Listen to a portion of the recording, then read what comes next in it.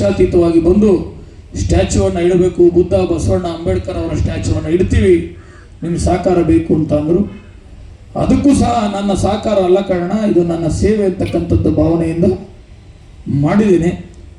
ಅದನ್ನು ಸಹ ಸ್ಟ್ಯಾಚ್ಯೂ ಇಡ್ತಕ್ಕಂಥ ಕೆಲಸವನ್ನು ಮಾಡ್ತೀವಿ ಎಲ್ಲರ ಸಹಕಾರದಿಂದ. ಅಂಬೇಡ್ಕರ್ ಅವರ ಜಯಂತಿಯ ಈ ಒಂದು ಸುಸಂದರ್ಭದಲ್ಲಿ ಈ ತಾಲೂಕಿನಲ್ಲಿ ಯಾವ ದಲಿತ ಸಮಾಜ ಇರ್ಬೋದು, ಪರಿಶಿಷ್ಟ ಜಾತಿ ಪರಿಶಿಷ್ಟ ಪಂಗಡ ಇರ್ಬೋದು, ಎಲ್ಲ ಸಮಾಜಗಳು ಏನು ನಮ್ಮ ಅಂಬೇಡ್ಕರ್ ಆಶಯ ಸಮಾನತೆ, ಸಹೋದರತೆ, ಸಹಬಾಳುವತೆ. ನಾನು ಶಾಸಕನಾದ ಮೇಲೆ ಈ ಕ್ಷೇತ್ರದಲ್ಲಿ ಯಾವುದೇ ರೀತಿಯ ಸಮಾಜಗಳ ಮಧ್ಯೆ ಸಂಘರ್ಷಕ್ಕೆ ಅವಕಾಶವನ್ನು ಮಾಡಿಕೊಟ್ಟಿಲ್ಲ.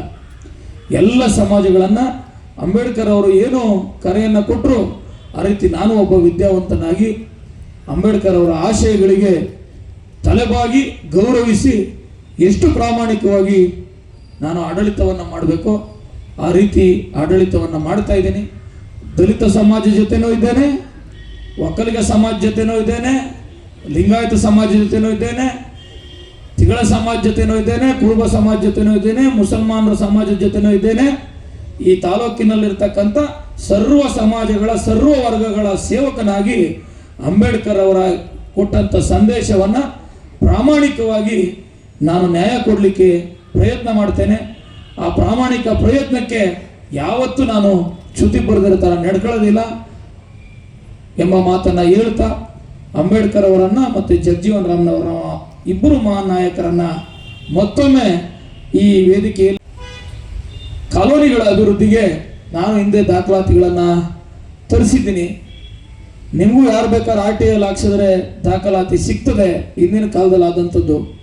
ಆದರೆ ನಾನು ಶಾಸಕನಾದಂಥ ಕೇವಲ 1.5 ವರ್ಷದಲ್ಲಿ ಪರಿಶಿಷ್ಟ ಜಾತಿ ಮತ್ತು ಪರಿಶಿಷ್ಟ ಪಂಗಡದ ಹೊಸ ಮಾಡ್ತಕ್ಕಂಥ ಕಾಲೋನಿಯ ಅಭಿವೃದ್ಧಿಗೆ 30 ಕೋಟಿಗೂ ಹೆಚ್ಚು ಅನುದಾನ ಕಳೆದ 1.5 ವರ್ಷದಲ್ಲಿ ನಾನು ಮಂಜೂರು ಮಾಡಿಸ್ಕೊಂಡ್ಬಂದು ಈ ಜನತೆಯ ಋಣವನ್ನು ತೀರಿಸಬೇಕು ಅಂತ ಹೇಳಿ ಪ್ರಾಮಾಣಿಕವಾಗಿ ಕೆಲಸವನ್ನು ಮಾಡ್ತಾ ಇದ್ದೇನೆ. ತಾಲೂಕು ಮಟ್ಟದ ಅಂಬೇಡ್ಕರ್ ಭವನ ನಿರ್ಮಾಣಕ್ಕೆ ಈಗಾಗಲೇ ಪ್ರಸ್ತಾವನೆಯನ್ನು ಸಲ್ಲಿಸಿದ್ದೇನೆ. ಜಾಗದ ಸಮಸ್ಯೆ ಇದೆ ಅಂತ ನನಗೆ ಗಮನಕ್ಕೆ ತಂದಾಗ ಆ ಸಮಸ್ಯೆಯನ್ನು ಬಗೆಹರಿಸಿ ತಾಲೂಕಿನ ಕೇಂದ್ರ ಸ್ಥಾನದಲ್ಲಿ ಸಿಕ್ಕಿದ್ರೆ ತಾಲೂಕಿನ ಕೇಂದ್ರ ಸ್ಥಾನದಲ್ಲಿ ಅಂಬೇಡ್ಕರ್ ಭವನವನ್ನು ನಿರ್ಮಾಣ ಮಾಡಲಿಕ್ಕೆ ಅನುದಾನವನ್ನು ಬಿಡುಗಡೆ ಮಾಡಿಸ್ಲಿಕ್ಕೆ ನನಗೇನು ಅದು ಹೆಚ್ಚಿಗೆ ಕಷ್ಟ ಆಗಲಾರದು. ಈಗಾಗಲೇ 25 ಕೋಟಿ ಬೇಕು ಅಂತ ಕೇಳಿದ್ದೀನಿ.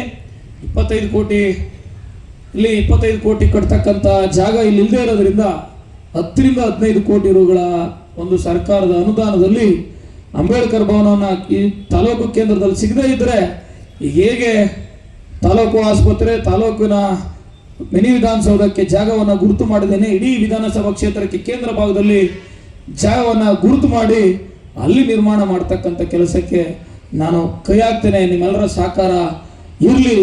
ಪಕ್ಷಾತೀತವಾಗಿ ಎಲ್ಲ ಸಂಘಟನೆಗಳೆಲ್ಲ ಮುಖಂಡರುಗಳು ಸಹ ಒಂದು ಅಂಬೇಡ್ಕರ್ ಭವನ ನಿರ್ಮಾಣಕ್ಕೆ ತಾವು ಹೊಟ್ಟೆ ಕಿಚ್ಚು ಹೊಟ್ಟೆ ಉರಿಯನ್ನು ಬಿಟ್ಟು ಈ ತಾಲೂಕಿನ ಕೀರ್ತಿಗೆ, ಈ ತಾಲೂಕಿನ ಗೌರವಕ್ಕೆ ಅಂಬೇಡ್ಕರ್ ಅವರು ಹೊಟ್ಟೆ ಕಿಚ್ಚು ಹೊಟ್ಟೆ ಉರಿ ಕೊಟ್ಟಿದ್ರೆ ಇವತ್ತು ನಾವು ನೀವೆಲ್ಲರೂ ಯಾರು ಇಲ್ಲಿ ಬದುಕಕ್ಕಾಗ್ತಾ ಇರಲಿಲ್ಲ. ನಿಮ್ಮ ಹೊಟ್ಟೆ ಕಿಚ್ಚು ಹೊಟ್ಟೆ ಉರಿ ಇದ್ದರೆ ನಾನು ಚುನಾವಣೆ ನಿಂತಾಗ ಆ ಹೊಟ್ಟೆ ಕಿಚ್ಚು ಹೊಟ್ಟೆ ಉರಿಯನ್ನು ತೀರಿಸ್ಕೊಳ್ಳಿ. ಅಭಿವೃದ್ಧಿ ವಿಚಾರದಲ್ಲಿ ಈ ಕ್ಷೇತ್ರದ ಅಂಬೇಡ್ಕರ್ ಅವರಿಗೆ ಗೌರವವನ್ನು ಕೊಡ್ತಕ್ಕಂಥ ವಿಚಾರದಲ್ಲಿ ನೀವು ರಾಜಕಾರಣವನ್ನು ಹೊಟ್ಟೆ ಕಿಚ್ಚು ಹೊಟ್ಟೆ ಉರಿ ತೋರಿಸಿದ್ರೆ ನಾನು, ನಮ್ಮ ಸರ್ಕಾರ, ನಮ್ಮ ಪಕ್ಷದ ಮುಖಂಡರು ಅದಕ್ಕೆ ಯಾವುದಕ್ಕೂ ತಲೆನೂ ಕೆಡಿಸ್ಕೊಳ್ಳೋದಿಲ್ಲ, ಎದರೋದು ಇಲ್ಲ. ಇನ್ನೂ ಅದು ಸ್ಪೀಡ್ ಜಾಸ್ತಿ ಆಗ್ತದೆ ಅಂತಕ್ಕಂಥದ್ದನ್ನು ಹೇಳ್ತಾ ಇದರ ಜೊತೆಯಲ್ಲಿ ನಾನು ನಮ್ಮ ಮುಖಂಡರಿಗೆ ಹೇಳಿದ್ದೀನಿ, ಅಂಬೇಡ್ಕರ್ ಅವರ ಸ್ಟ್ಯಾಚ್ಯೂವನ್ನು ಇಡಲಿಕ್ಕೆ ಏನು ಪ್ರಿಪ್ರೇಷನ್ ನಡೀತಾ ಇದೆ, ಮುಂದಿನ ವರ್ಷದ ಅಂಬೇಡ್ಕರ್ ಜಯಂತಿಯ ವೇಳೆಗೆ ಆ ಸ್ಟ್ಯಾಚ್ಯೂವನ್ನು ಇಡಬೇಕು, ಅದಕ್ಕೆ ಸಹಕಾರವನ್ನು ಕೊಡ್ತೀನಿ ಅಂತ ಹೇಳ್ತಾ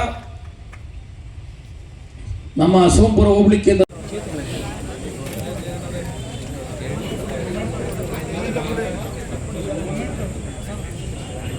ಶ್ರೀ ಎಂಪಿ ಶಿವಯ್ಯ ರಾಯನಗರ ವಕೀಲರು, ಶ್ರೀ ರಾಮಯ್ಯ, ಶ್ರೀಮತಿ ಸಿದ್ಧಗಂಗಮ್ಮ ವಕೀಲರು ನೆಲಮಂಗಲ, ಶ್ರೀ ವಸಂತಕುಮಾರ್ ಎನ್ ವಕೀಲರು ನೆಲಮಂಗಲ,